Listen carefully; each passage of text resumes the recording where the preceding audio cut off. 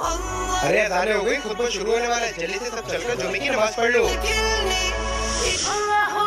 असर की अज़ानें हो गई, पहले सब चलकर नमाज पढ़ लो। ठीक है उस्ताद आप सब लोग पढ़कर आओ नमाज, मैं सिर्फ जुम्मे की नमाज पढ़ता हूँ।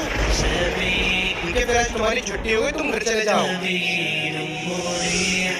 उस्ताद अस्सलाम वालेकुम। वालेकुम अस्सलाम, आज काम नहीं है, तुम घर जाओ। लेकिन उस्ताद सब लोग तो कर रहे हैं काम, आप मुझे ही क्यों मना कर रहे हो? कहा ना तुमसे छुट्टी है तुम्हारी, आज जाओ यहाँ से। रुको, छुट्टी है तुम्हारी, आज भी जाओ।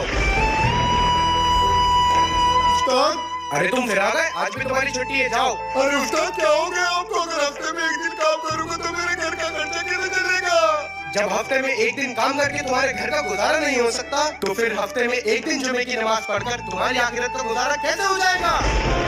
और याद रखना, कयामत के रोज अल्लाह सिर्फ जुमे की नमाज का नहीं बल्कि हर नमाज का हिसाब लेगा। उस्ताद आज से मैं 5 वक्त की नमाज पढ़ूंगा। अल्लाह सबको 5 वक्त की नमाजी बनाए।